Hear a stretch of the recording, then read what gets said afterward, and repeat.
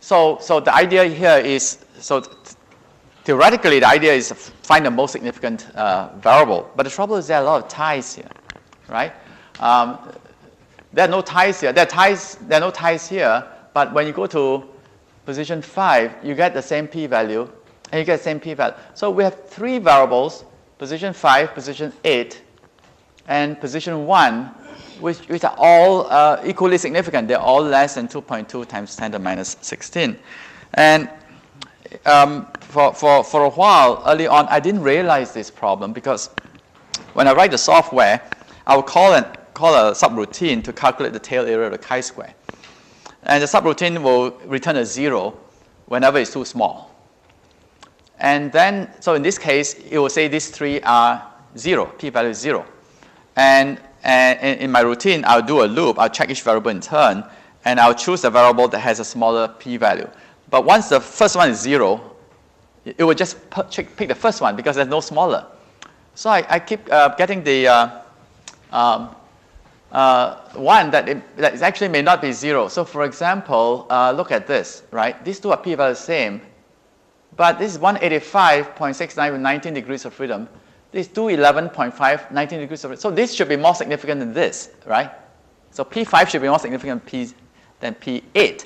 But in my algorithm, I got a p-value of 0 for all 3.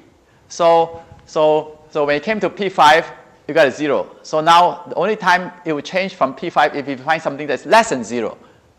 But there's nothing less than 0. There's one that's exactly 0. So I keep getting P5. In this case, it's okay because P5 is 211.5 and this is 185.9. Can you imagine if it was the reverse? If P5 was 185.69 and this P8 is 211, I would have picked the wrong one, right? And then when people try to replicate the result, they will say, no, you picked the wrong one. So, for example, when people look at this tree and they look at it, they say, no, it's not P5, it's P8, right? Position 8. So what did I do?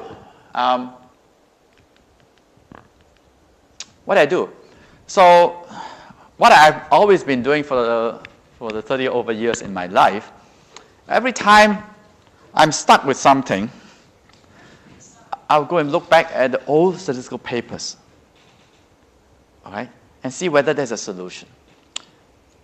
That's different from what computer science people do. When they stuck with something, they will find a bigger computer, a faster computer, right? But I cannot afford faster computers. So I look for some shortcuts. And then I found a paper, 1931. 1931, before any of you were born, before I was born. There was a paper written by 2 mathematicians, Wilson and Hilferty. What did they do? At that time, in 1931, the chi-square test was already invented, but there were no chi-square tables. All right? So Pearson already invented the chi-square test. It's supposed to have a chi-square distribution, but nobody tabulated the distribution. So at that time, if you want to use a chi-square test, how are you going to get a p-value? Well, what these 2 mathematicians did is they found a way to approximate a chi-square p-value, a chi-square value with a standard normal value. Because at that time, the standard normal tables were tabulated. See, they want to get a p-value from a chi-square. They want to get a tail, right?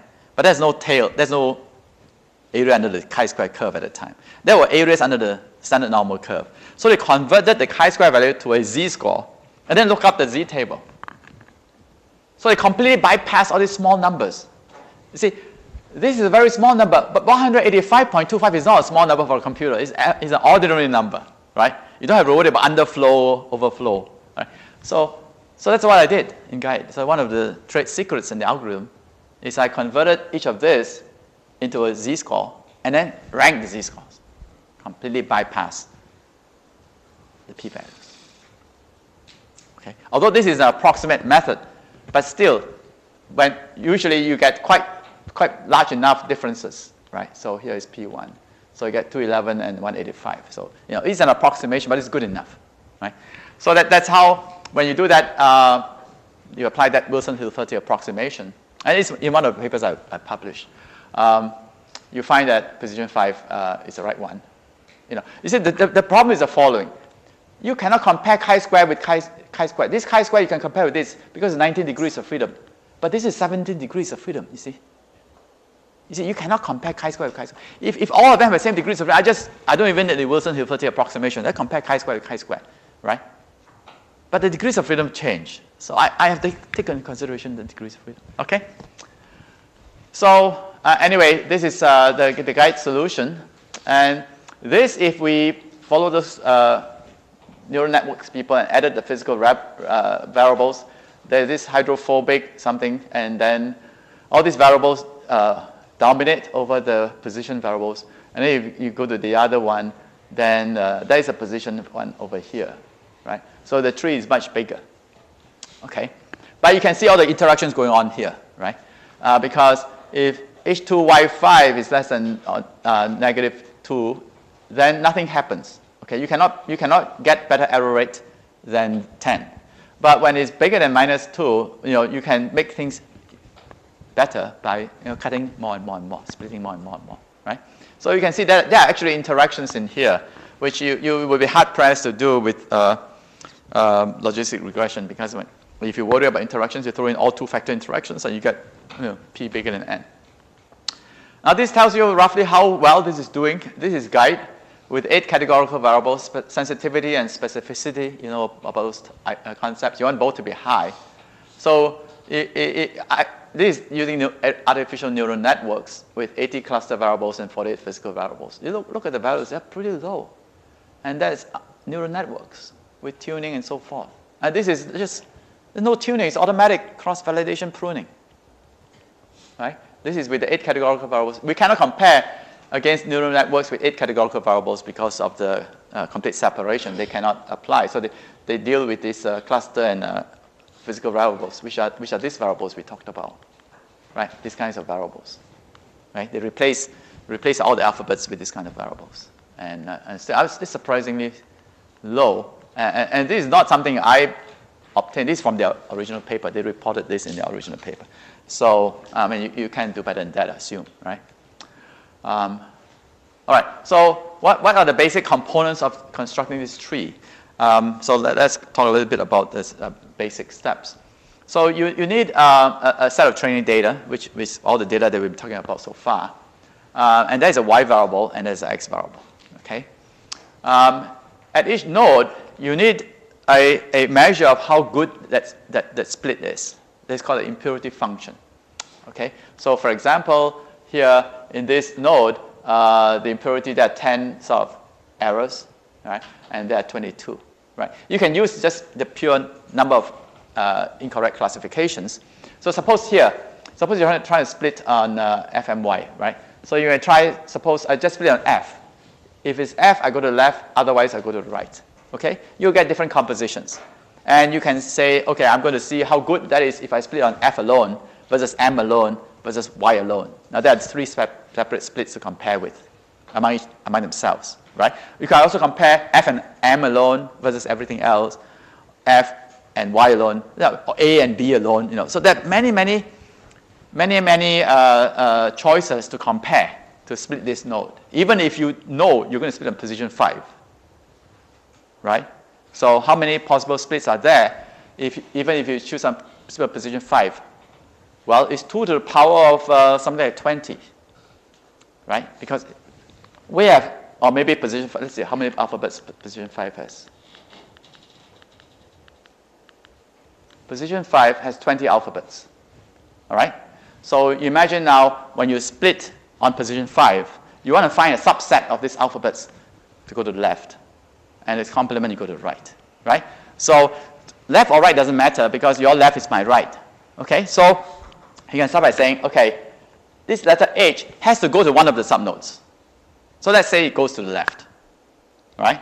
If it goes to the left, how many ways are there for F to join it or not join it? 2 ways, right? So every other alphabet has 2 ways, either join it on the same node or not.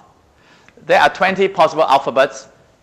H is already on one side, so it's 2 to the power 19, right? There are 2 to the power 19 ways to split these alphabets into 2 subsets. The final result we got was F, M, and Y. It could be F, M, and Y, and Z, right? But it turns out that's not as good, right? So you need a goodness, need a way to measure the goodness, right? The naive way of doing that is to count the number of errors. So here, if you split on this, there are 10 and 22, so 32 errors, right? What happens if you split on F alone? How many total errors, right? So that's a naive way of doing it. It turns out if you do it that way, you don't get a unique split. There are many ties. There are many possible ways to split on position 5 with different subsets, such that you get the same minimum number of errors. So that's no good, right? You want to minimize or optimize the function, you get multiple values, right? So instead, the people before me who worked on this subject defined an impurity function. It could be an entropy function or a Gini index, or it could, in regression, it could be sum of squared residuals, right? So in regression, we haven't come to regression yet, but in regression, you split this into two sets, and on this side, you find what's the variance and what is variance. You want to minimize the variance, right? So here are key steps. So given a measure of node impurity, so suppose we have a way to measure node impurity, right? Find an xi and a cut point c if it's continuous, or a set si, like in this case fm and y, to split the data in the node with this kind of split or this kind of split, right? For the glaucoma data, we are splitting like that because x is continuous. For the peptide data, we split on this position 5 belonging to fm or y, right? So we split like that. So there are two ways to do this. One is the CART method, which everybody except me have been following. It's greedy search. You search as well as possible to minimize this impurity, total impurity in the subnodes. Okay? So you start with x1, which is position 1, right? Position 1. So you find the best split on position 1. Okay? And then you store it. Okay, this is the best split on position 1. The amount of impurity this split gives is some number. Then you find the best split on position 2. Okay? Each time you search to 2 to the power of about 20 splits. Right? 2 to the power of 10 is 1,000. Right? 2 to the power of 20 is 1,000 to 1,000 squared. That's 1,000,000 splits. For every variable, you search through about 1,000,000 splits. There are 8 variables. So you search through 8,000,000 splits to find the best split. Okay? Guide doesn't do that. Guide finds position 5 with the chi-square test. And then it spends 1,000,000 splits to find the best split on position 5.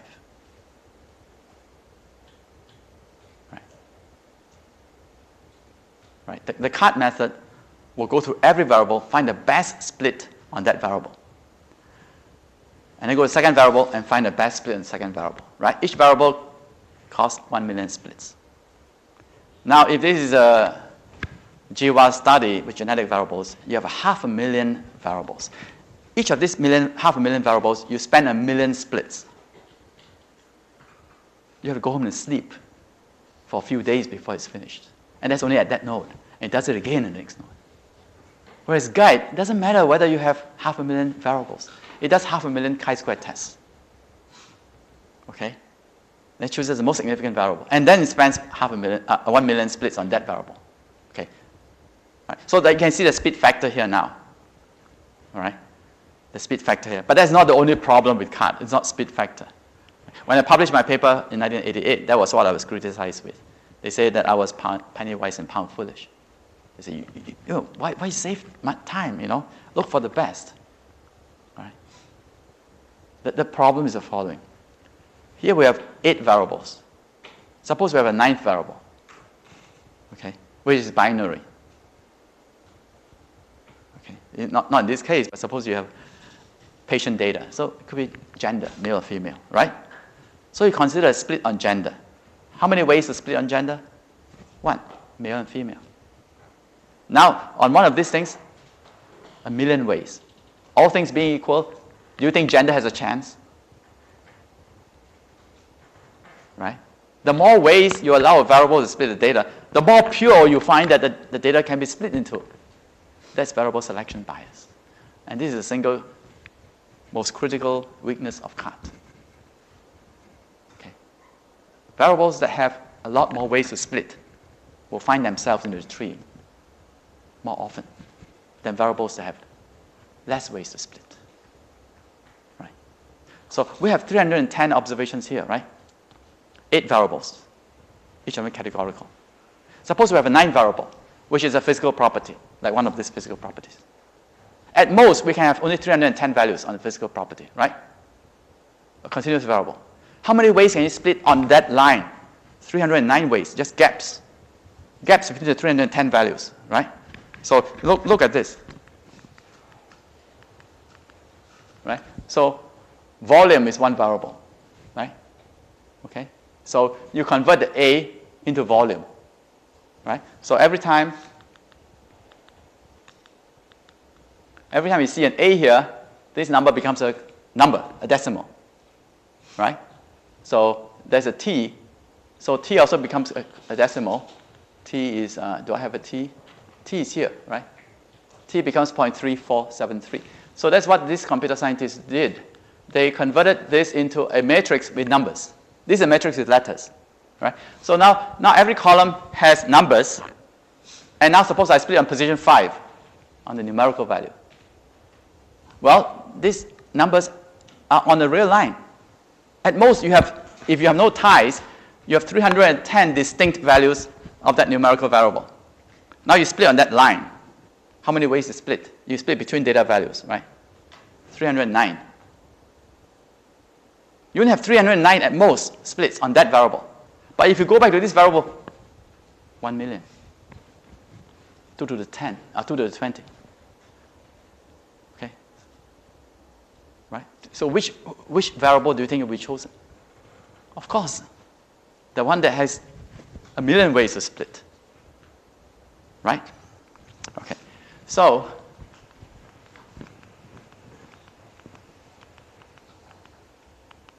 okay.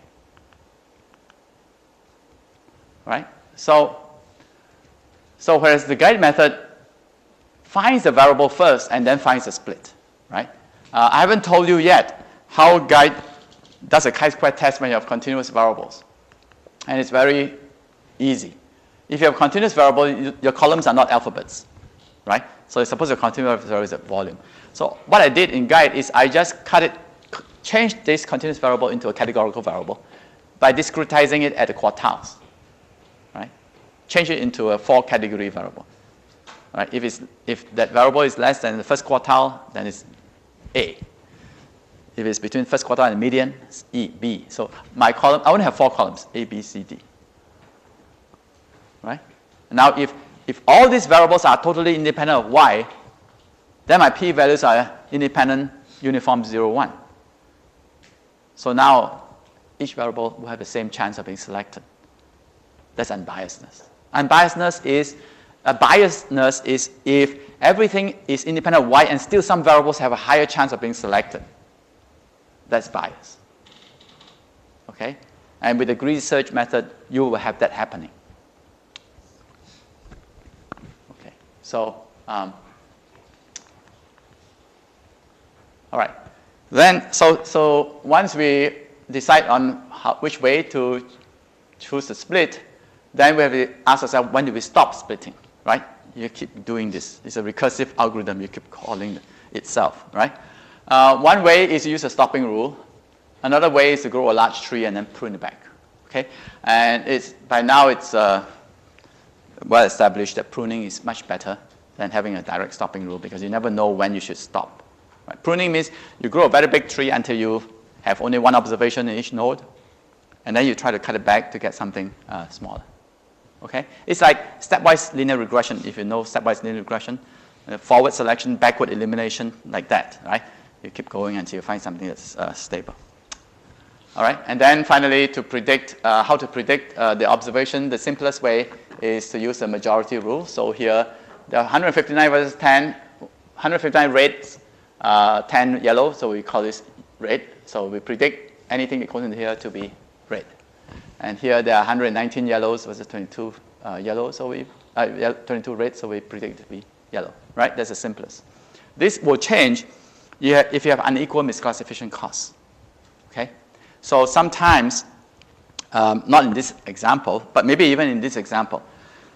So you're trying to predict whether a peptide will bind to this molecule, right?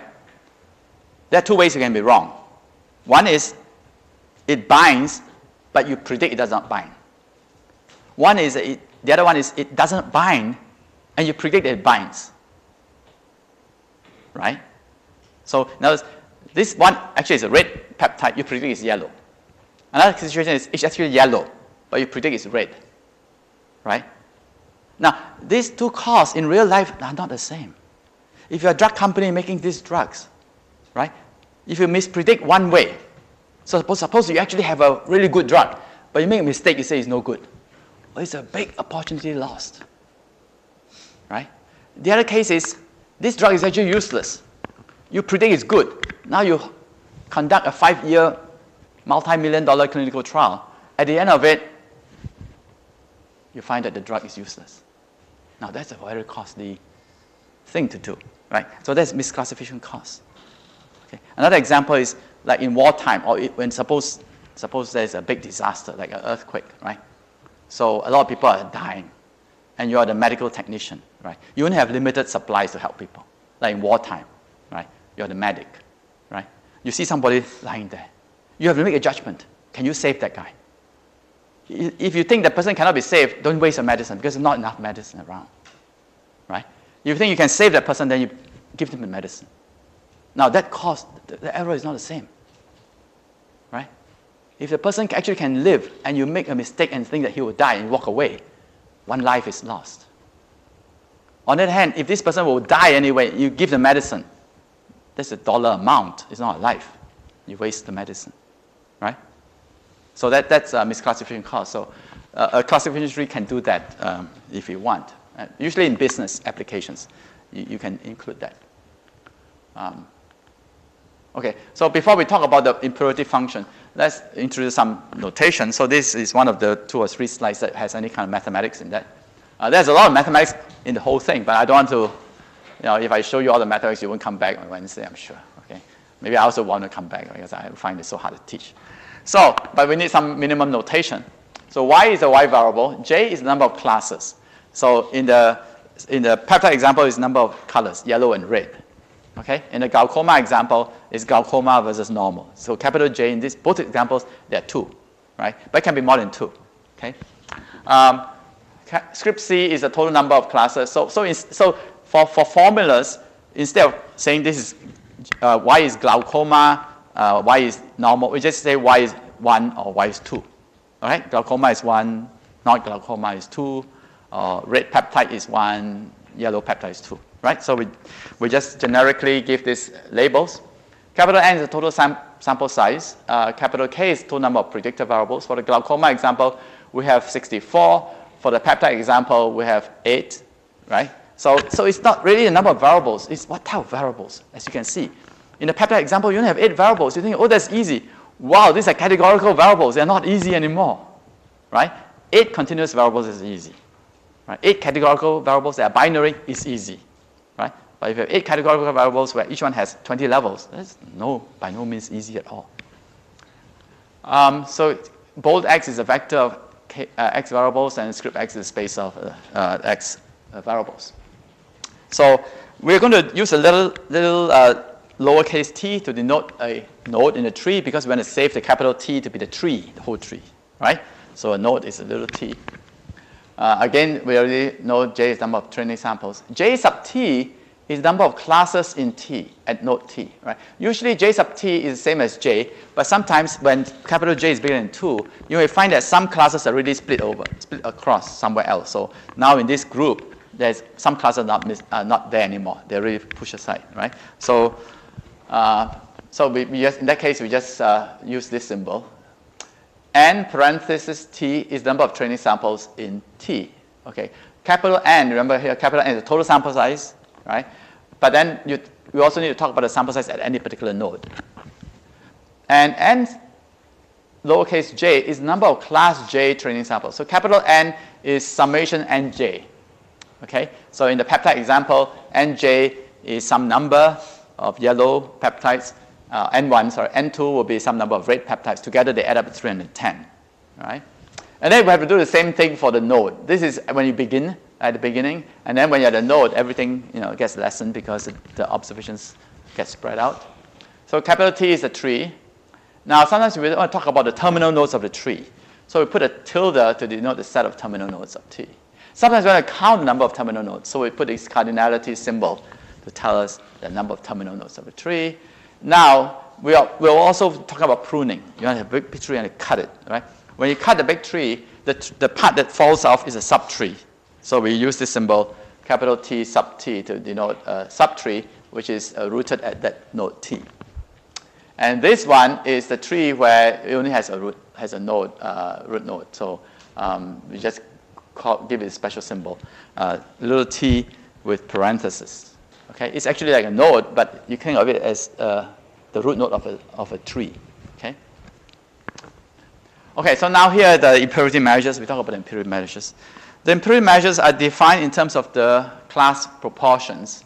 So let Pj given T be the proportion of class J samples in node T, right? So if you want, you can come back to here.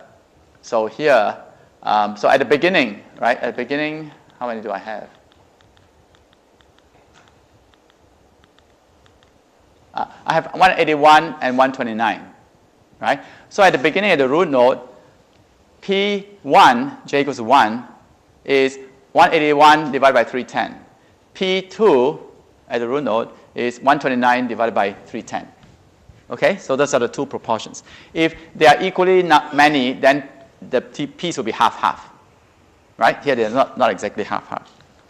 So, and once we go down to, say, this tree now, then the first number is yellow. So let's say class yellow is 1, class red is 2, right?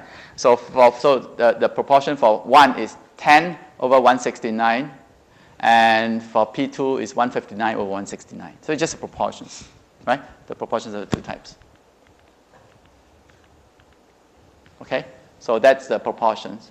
So you want to define a node impurity measure to be positive, non-negative, rather, right? So it's a function. We haven't said what the function is. It's a function of the proportions.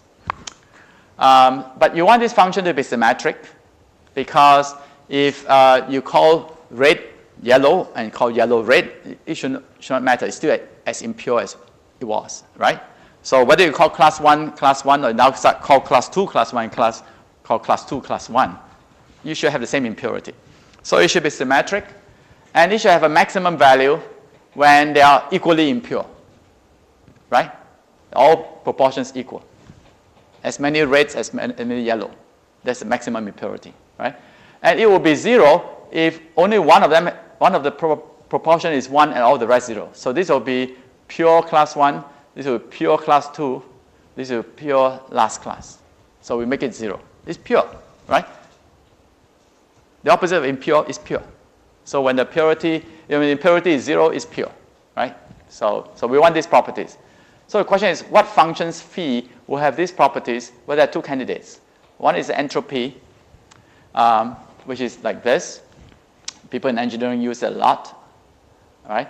Then the other one is the Gini index, which is like this, 1 minus summation square of the p's. And you can turn it into this. These two expressions are the same. So if you think of this as probabilities, this looks like a binomial probability, isn't it? P times 1 minus P. Right? So if you only have two classes, if capital J is 2, this sum goes from 1 to 2, and it becomes just 2 times of that.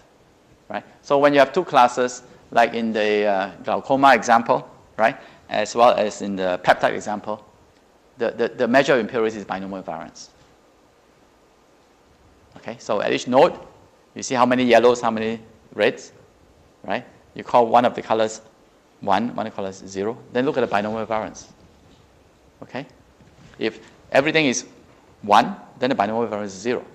If everything is 0, class 0, then binomial variance is 0, right? If they're half-half, that's the maximum binomial variance. Okay? So that's the...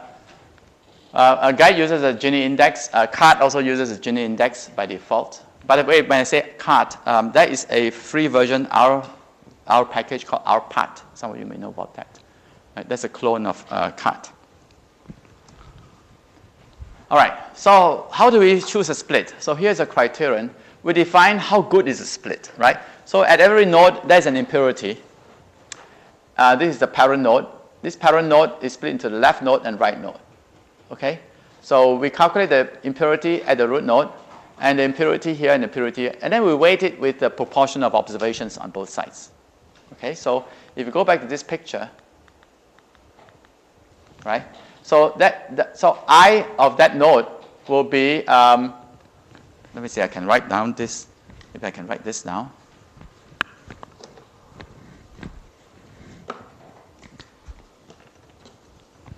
I need to go back to find out what the numbers are.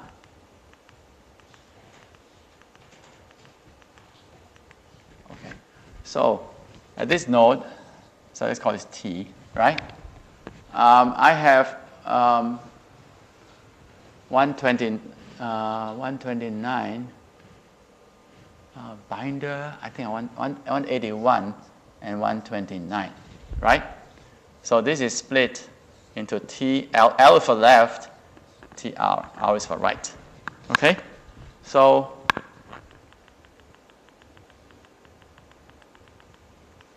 in this tree, I have, make sure I get the right numbers. 181 is binder. Binder is red. So it's the other way around. It should be 129, 181. Right? Here's 10. 159, and here is 119 and 22, right?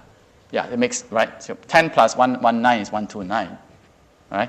159 plus 22 is 181, okay? So the impurity here, right, is, so this probability is 2 times 129 over 310 times 181 over 310. Okay? The impurity here is 2 times 10 over 169 times 159 over 169. All right? Here is 2 times 119 over 141 times 22, 141. Okay? So the decrease in impurity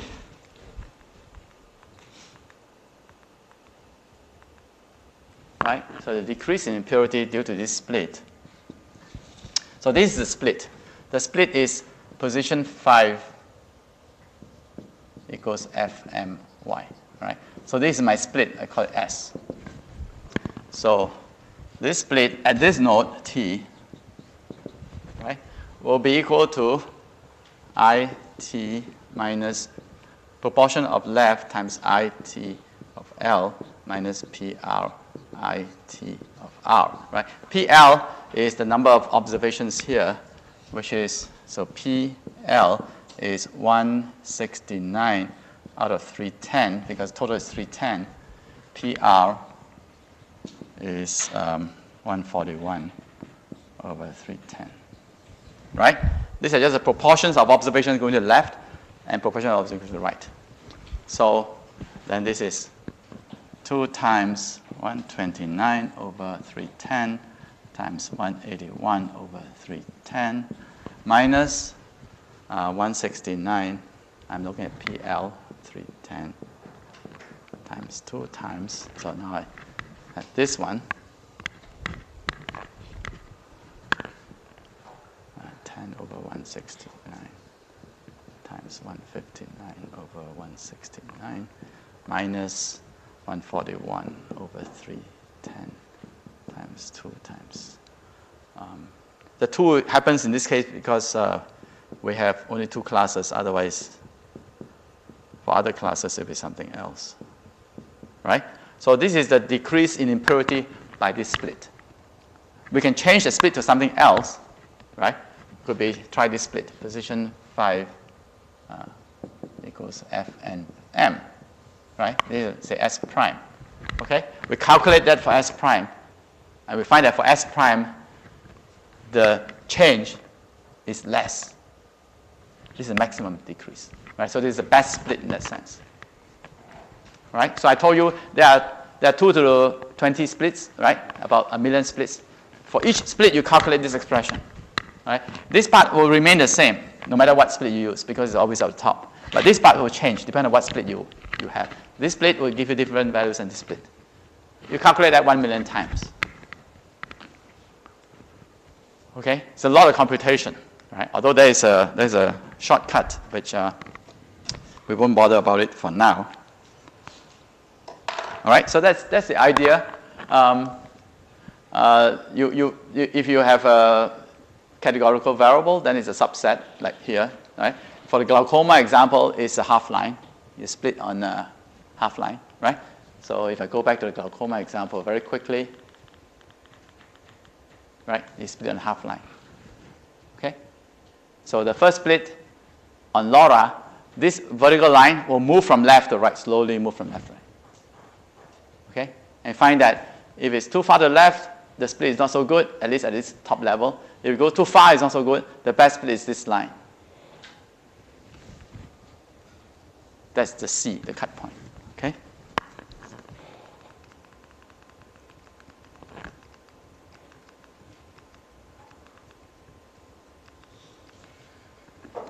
All right, so the CAD approach is basically that. It searches through, find the best split for every variable. Here in my slide, I include the unequal misclassification cost. There's a cost matrix, but for now, let's assume it's equal, right? If you mispredict glaucoma is normal, let's assume its cost is the same, right? But it can be generalized to as unequal cost. And then you use something like cross-validation to prune the tree. So you keep splitting until the tree has very few, each node has maybe only one observation, if you want.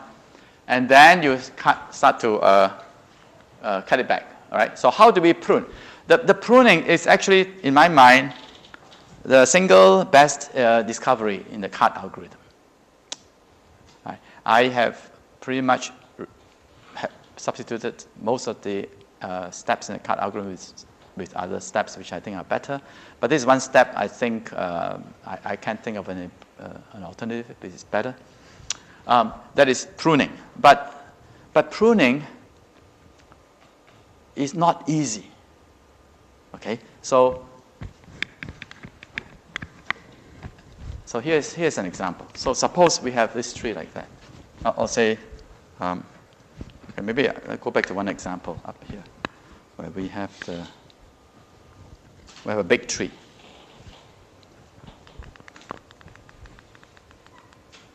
Okay, look at this tree.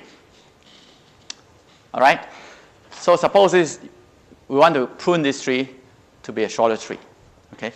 So one way is we cut here. Right? We cut here. And then we cut here, and then we cut here, and then we cut there. Right? So if we do like that, 1, 2, 3, 4, we have 4 models. Right? One is the full model. One is a model where this is cut off, so this becomes maybe becomes red.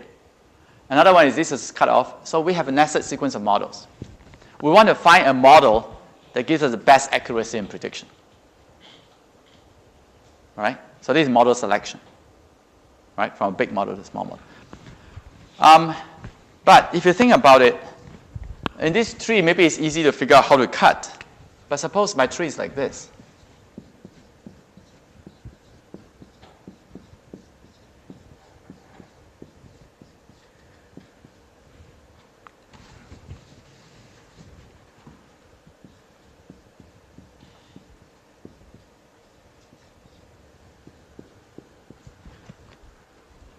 Where do I cut first? Do I cut left first, then right? Do I cut from left to right? So do I cut here, then I cut here, and I cut here and cut here.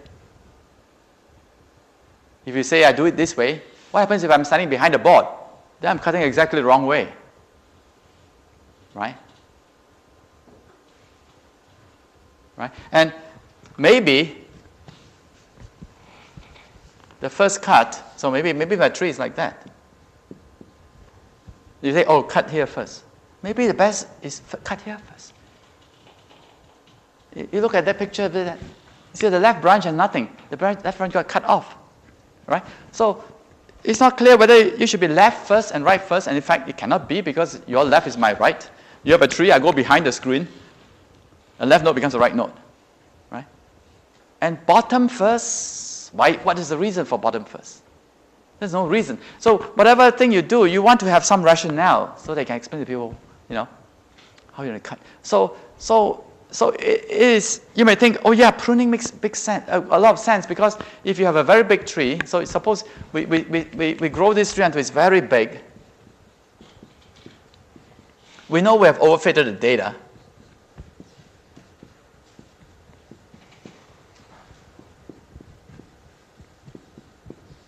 Right? But we know somewhere in there is a good tree. Okay? Somewhere in there is a good tree. Okay? We want to find that good tree. Okay? And one easy way to find a good tree is if you have another sample. So here is L, and say L prime. Right? Suppose you have set aside some tuning sample.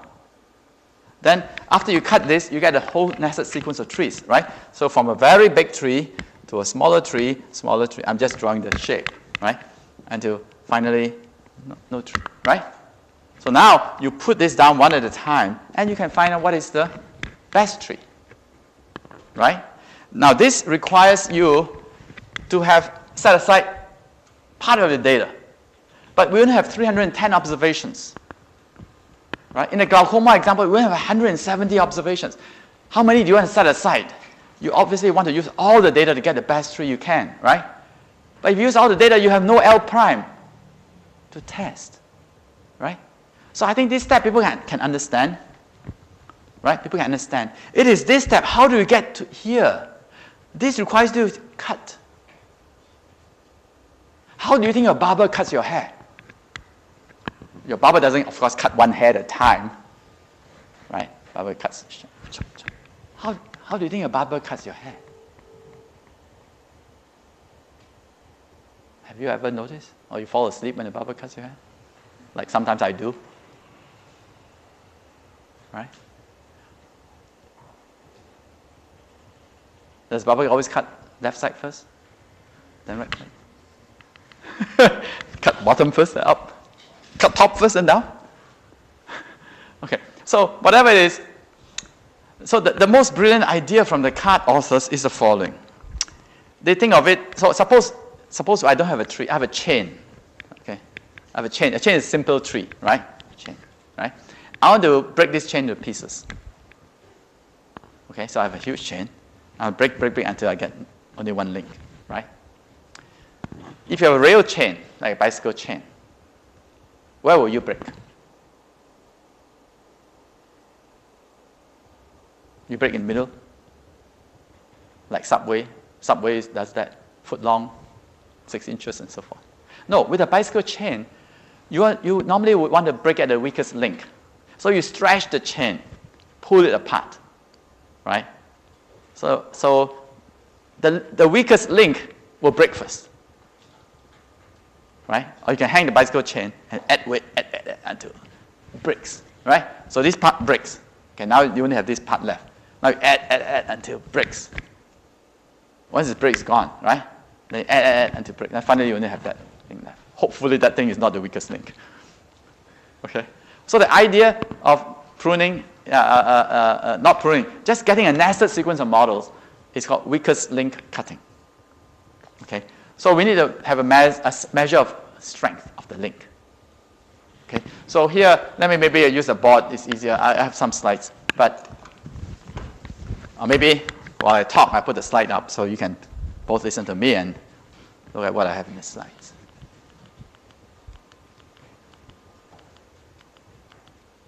Okay, before that, let me talk about this. Okay, so the weakest link, the strength of the link in the tree is really misclassification error, really. So we need to talk about misclassification error first, misclassification cost, right?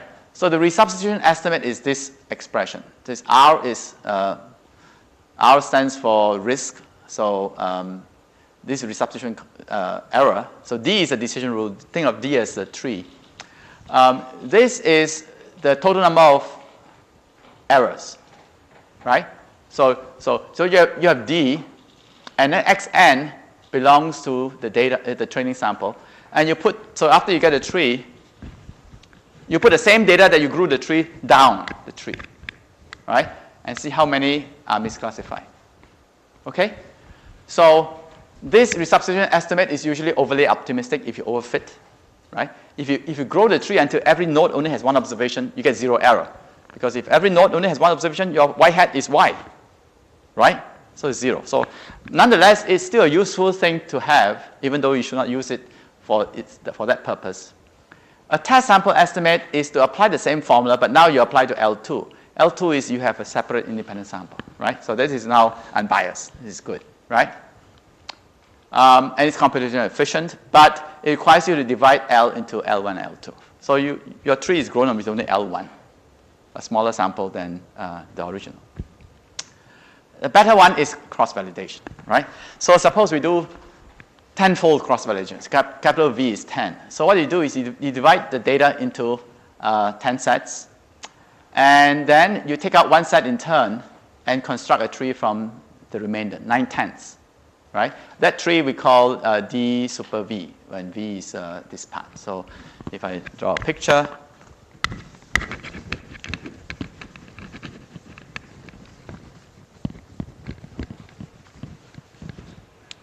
all right?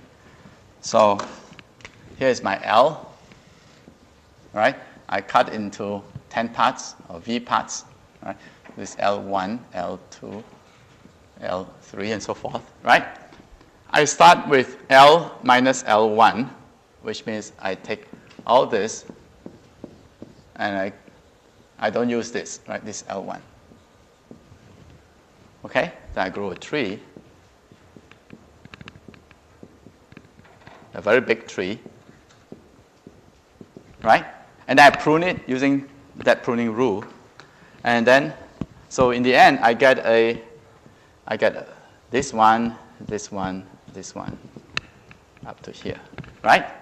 So this part is from setting aside L1. So I have L1. Now I put L1 to here, L1 to here.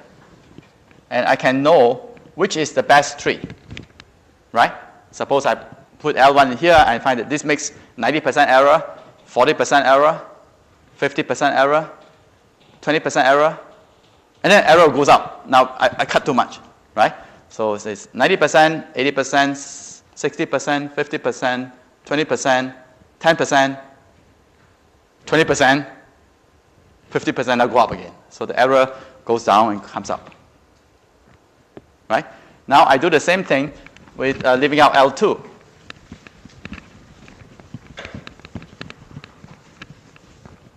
So I have the same thing here, something like that, something like that. This is L2, right?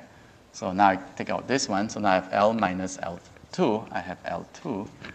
And then I have a big tree. I grow this thing on L minus L2 until here. Right now, put this down, put this down, put this down. Okay? So for each of these sequences, I know which is the best tree. So maybe here, this is the best. This gives the smallest error, right? Over here, maybe this is the best. All right? Well, here's the problem. What we want is we really want to know what is the best tree if you use all the data. So now I have all the data. All right? And I have this big tree, small tree. Right? Which one of these is the best? I know which is the best here. I know which is the best here. How do I know which is the best here? So you want to go to have a haircut. You want to have the best haircut. You have 10 friends. You have 10 friends. And you watch each of friends' haircut. Right? As the barber cuts, they say, oh, this is best. This guy. Next guy. Oh, this is best. How do you tell the barber what is best for you? Right?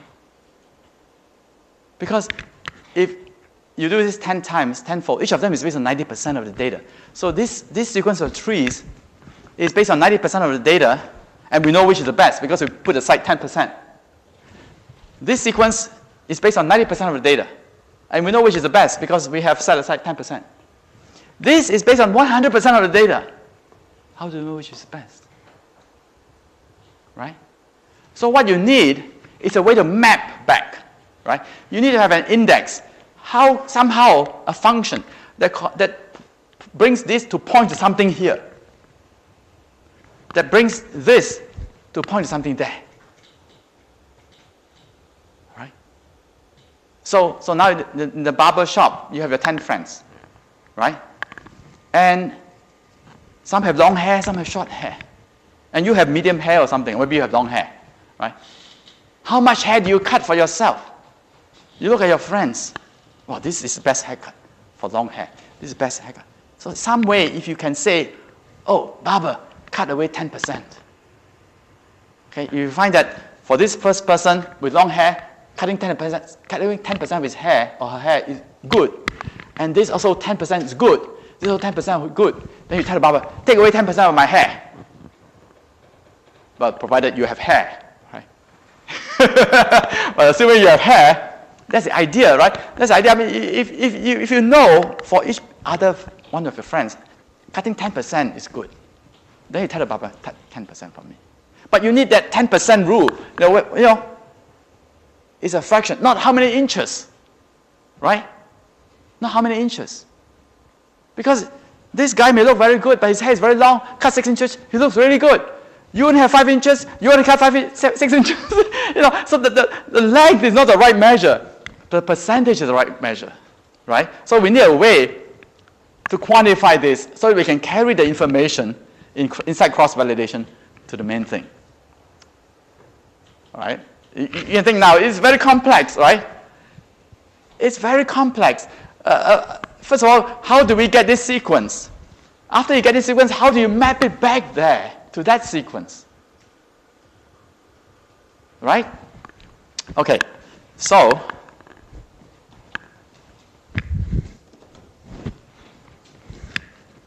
all right, so this is how CAD does it. Okay? So it uses something called a cost complexity function. This is the easiest if you know about lasso. Lasso has a penalized least squares function, right? Or it's splines. Splines has a lambda penalty function. This alpha is a lambda. Okay? So the number of terminal nodes, this function is this little t tilde. T tilde is number of terminal nodes. With the absolute value is the number of terminal nodes, right? So like here, there are only 2 terminal nodes. So this is 2, right? So this is the complexity of the tree. A tree like that, very big, will have this part very big for the same alpha. A tree with only a root node will have this equal to 1. So alpha times 1, right? So this is how pure the root nodes, the terminal nodes are. Okay? So the bigger the tree you get, the smaller this will become, because this is a resubstitution estimate. This is a apparent error rate.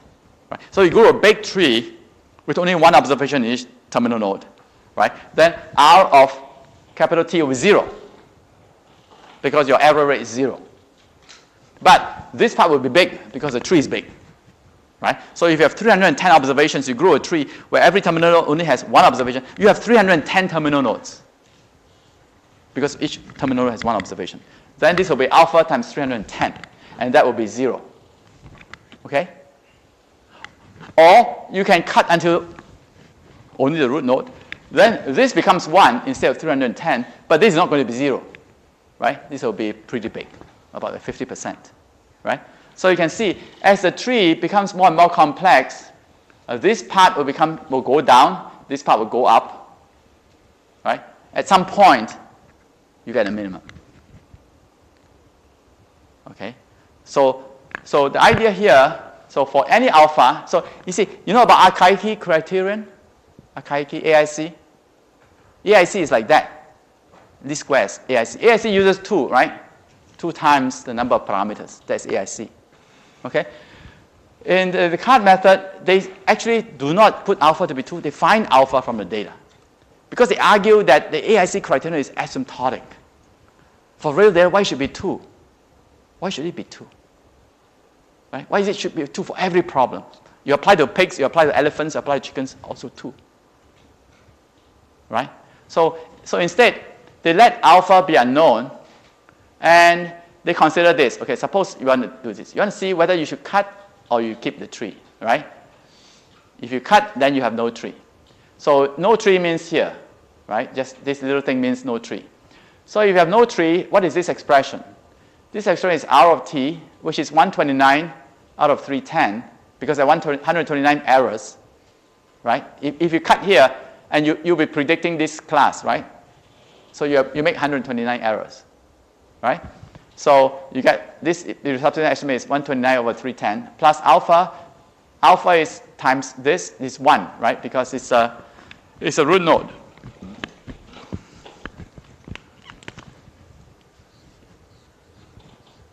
All right? If I cut here, then I have this tree, right? This is called T, right? So I compare which is better, right? Do I keep this little short tree, or I keep this? Okay? If I keep this, the R of this node, this tree, little tree, which is not much of tree, is 129 out of 310, and the number of terminal nodes is 1, right? Because it's only 1. Here, right? Here I have 10 and 159, and here I have 119 and 22, right? So R of this tree, number of mistakes, is 10 plus 22. Okay? Here, the number of mistakes here, because I have 129 over 181. The number of mistakes is 129, right? There are 181 here versus this. What will you predict to be the other one? You predict this one. If you predict this one, the number of errors will be 129, right? So the errors is 129 over 310. Over here, the number of errors is 10 here, and the errors is 22. So we get 32 over 310. Right? Did I have it right? Yeah, right? And plus, the number of terminals is 2, because I have this one and I have this one, right? Alpha. Okay? You understand? Right? So this one is this times alpha, because the number of terminals is only 1. That's this one, right? Over here there's 2, right? So when are these two equal? When they are equal, it means it makes no difference whether you cut or you don't cut. They're equally good or equally bad, right? There's one alpha when this happens. Solve this equation. Set the two to be equal, solve for alpha. Right? So this will be equal to this when alpha equals to 97 over 310. All right? So what you do here is the following. You take this very big tree,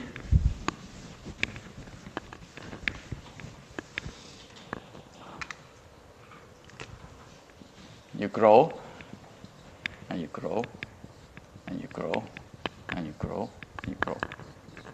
All right, you grow until you cannot grow, right? Here, if you cut here, the alpha equals to 97 over 310.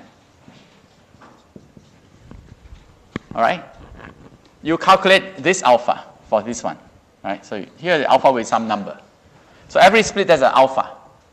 There's an alpha, there's an alpha, there's an alpha. Okay? The alpha is the strength of the split, of that split. So this is 97 over 310. Say suppose this is, say this is 0.2. This is say 0.3. This is 0.19. This is 0.22, right? Okay, now you index each link, and you cut at the smallest alpha. The smallest here is this one.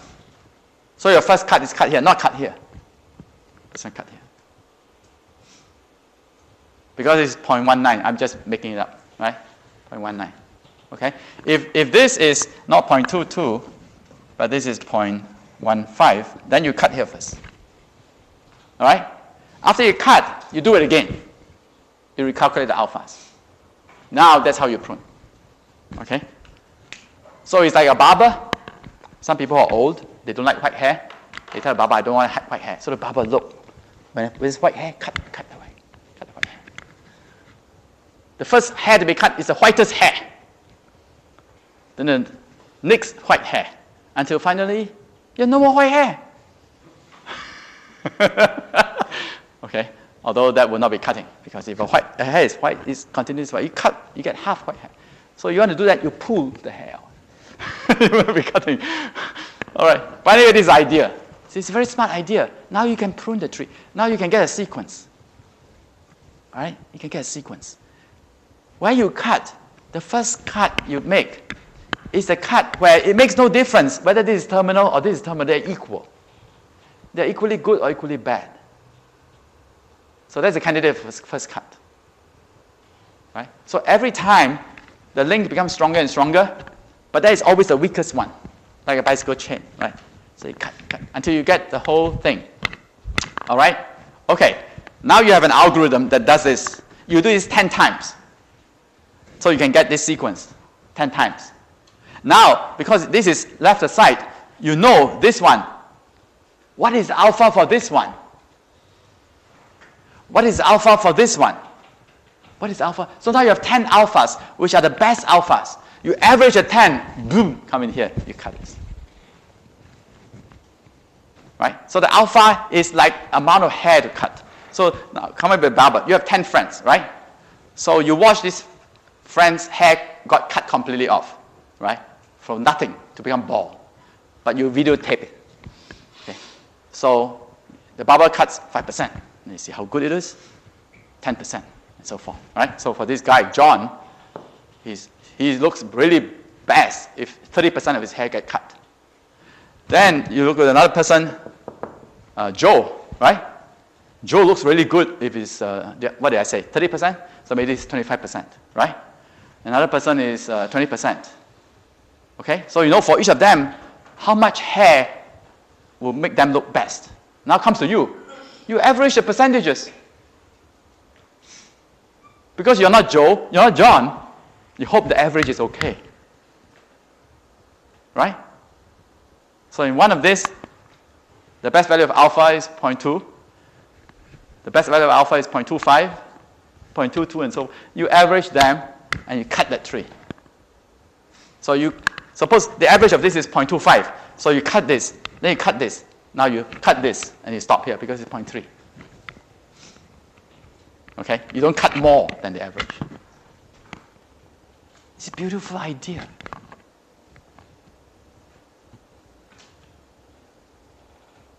This almost guarantees you the best, most accurate model. Because in here, you know what is the most accurate model. You have a test sample.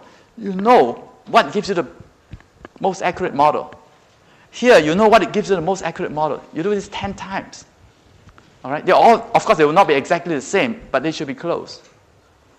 Right? Then you apply that to here, and then you cut it up to that point. Don't cut beyond that point. Right? So this is the same method that Guide uses, as well as many other methods. So I can skip all these slides for you to read. So this is like, cutting out alpha, right? So, okay. Then there's something called the SE rule. All right? So when you cut this, you can plot. So for each of these trees, right, you can draw a picture. When you keep cutting this tree using here, right? So from small from big to small, you can estimate the error rate using cross-validation, and I get you this picture, right? So this picture tells you that there's a first tree, second tree, first tree. First tree is very big tree, so the cross-validation estimate of error is very high. Then the second tree will be smaller, so you get, so these are first tree, second tree, and so forth, right? So as you cut more and more, the error rate goes back up, because now you cut until nothing, right? It's almost like doing nothing. Okay? So the error rate comes down and goes up. You want to, of course, find the tree where the error rate is minimum. The problem is that because this is based on cross-validation, it is not sort of monotonically decreasing and then monotonically increasing.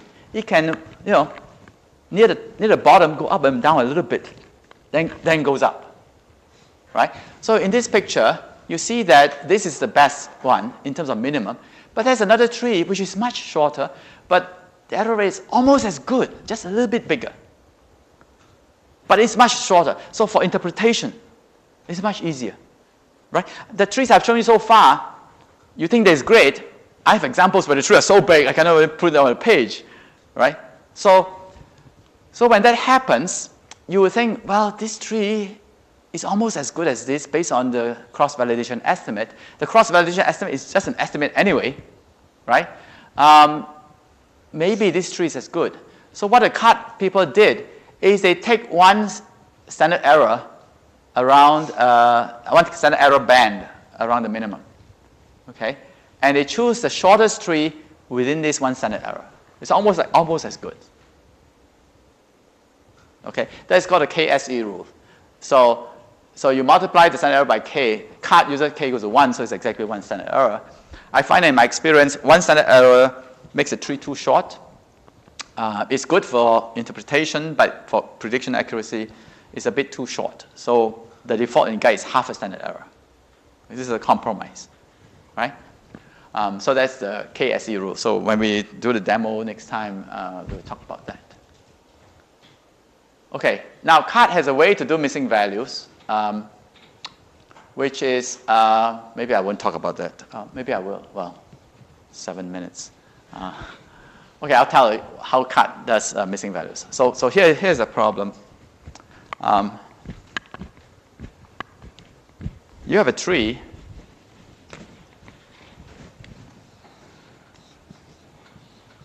Actually, it goes beyond, even before that, right? So suppose you have x1. So CAT will check x1, x2, x3, x4, right? So suppose these are continuous variables. So here's x1, right? So here's class 1, right? And then it's class 2. Maybe I use a different color.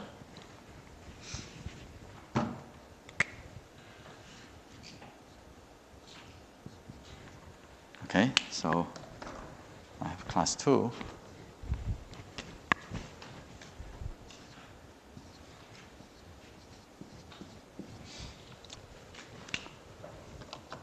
All right?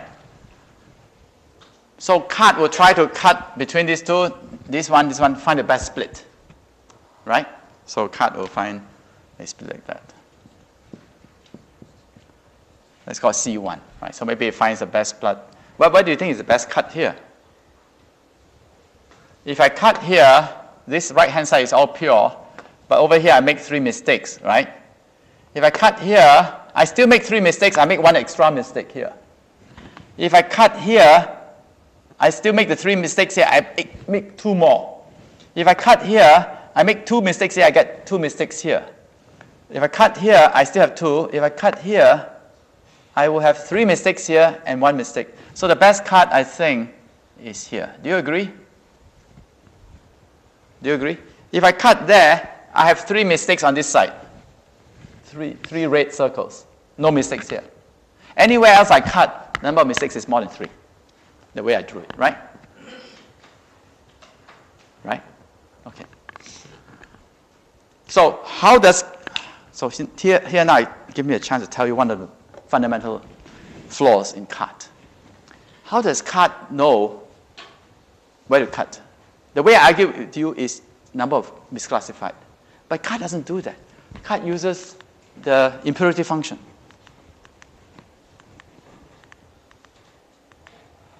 You see, it uses that. It uses that. This is a function that depends on your sample proportions. Okay? Why is that? Why does that matter? That matters because what happens if X1 has missing data? When X1 has missing data, the missing data cannot come in here, right? Because you don't know where the circles or crosses are for the missing values because they're not observed. So CAT doesn't care about that. CAT only cares about the non-missing data. The proportions are based on the non-missing data. Right? So if these are non-missing data, the best cut is here. Right? Now, imagine this situation.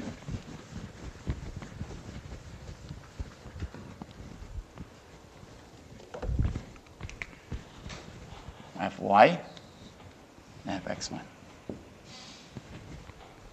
Okay? And this is red, so this is a cross, and then this is red, cross, and so forth, right? Okay? So this may be 2.5, 3.5, 4.0, 2.9, 3.1, 5.4, like that, right? And then there's missing, so it's NA. Right? So I have two NAs here, missing data. These two will not be included in evaluating the best cut point for x1, right? Because you cannot plot them. All right? Now suppose I have another variable, x2. Okay? Now this is value 1, and this is missing. And this is value 2, and it's missing. Everything is missing except this 2. Now cut is going to cut at 1.5. Right?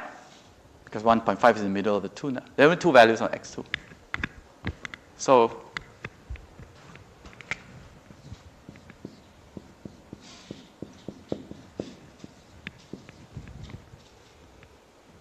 this is a black node. There's only one observation. Right? This is a red node, and they are pure. They're pure. There's only one observation there. It's all black. And look at that expression. Maximum decrease in impurity on a variable that is massively missing. Right? You see, this part is constant, right? Whether I consider this split or that split, right? This part is the same, doesn't change. What changes is here, right? With this split, PL is 50% because I only have two observations. 50% go left, 50% go right. So PL is 50%, PR is 50%, impurity is 0 because it's pure. So I have IT minus 0.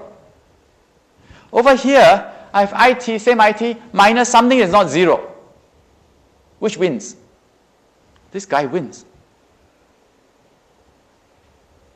In fact, years ago when I wrote a paper, I bought the commercial version of CAT and showed this. But now you don't find that anymore. They put a fix there. This won't happen.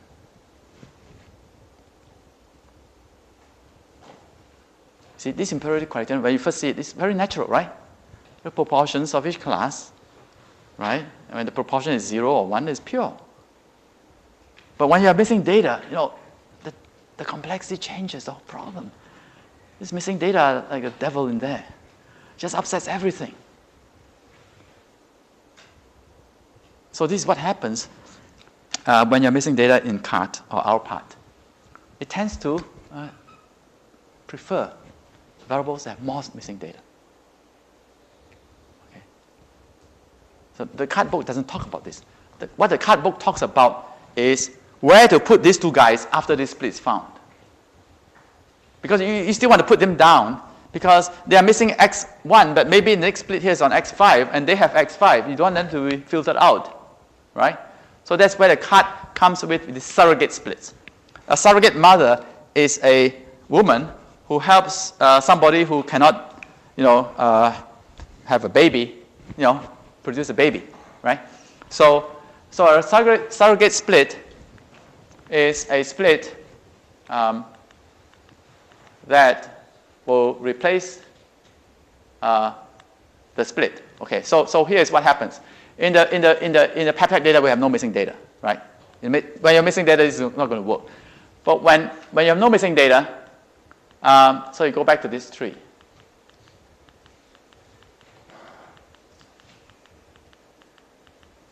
Right, this tree. Suppose now you have an observation that doesn't have position 5. Okay? Where are you going to send that observation, to the left or to the right? It doesn't have position 5. If it has position 5, we ask whether that value is FM or Y. If it's FM or Y, you go to the left, otherwise go to the right. Right?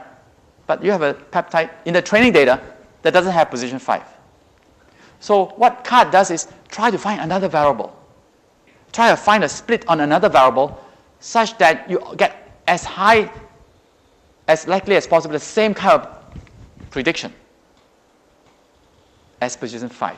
Right? So here is the example.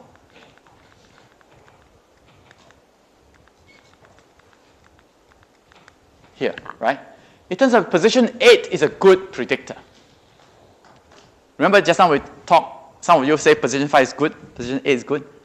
Position 8 is a good substitute for position 5. This split. So we have this split.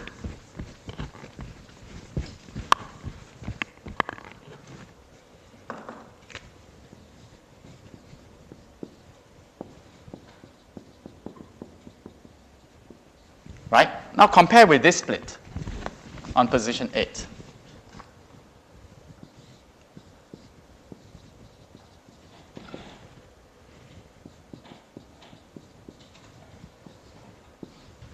All right? This will be a very good surrogate split if the same observation go left, also go left.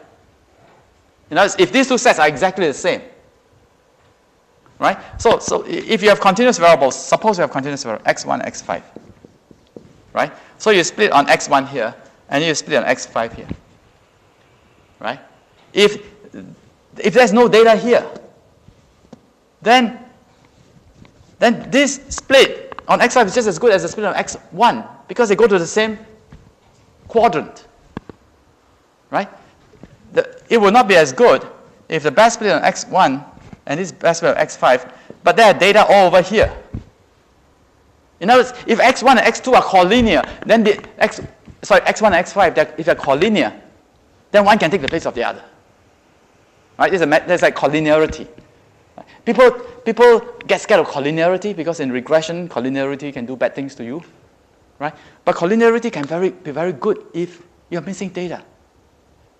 So suppose I measure your right arm and measure your left arm, right? And suddenly I lose the data for your right arm. If left arm, right arm collinear, I replace the left arm value with right arm.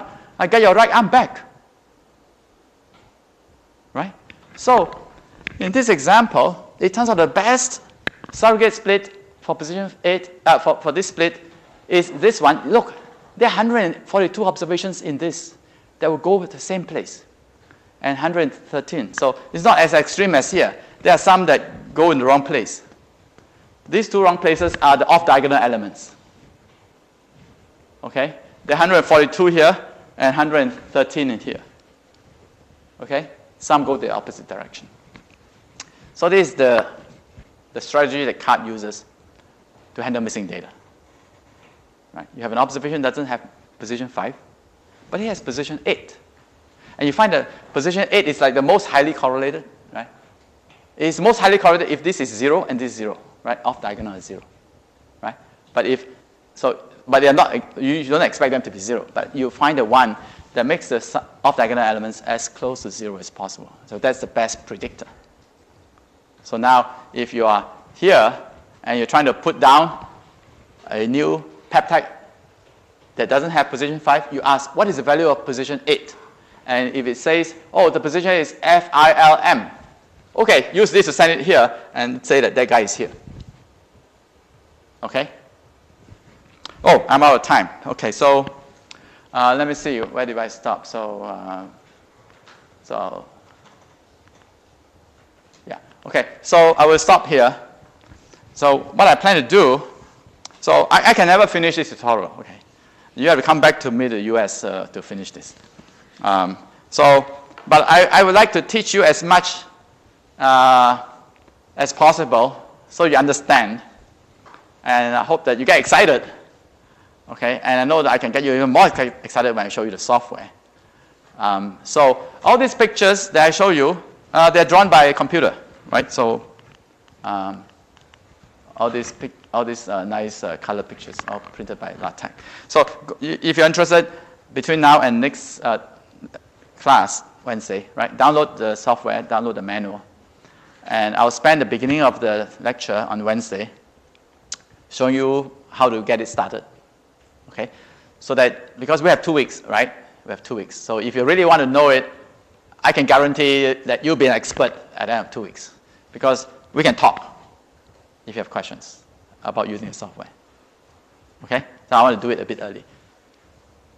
All right? So that's the plan. All right. So I'll see you next time.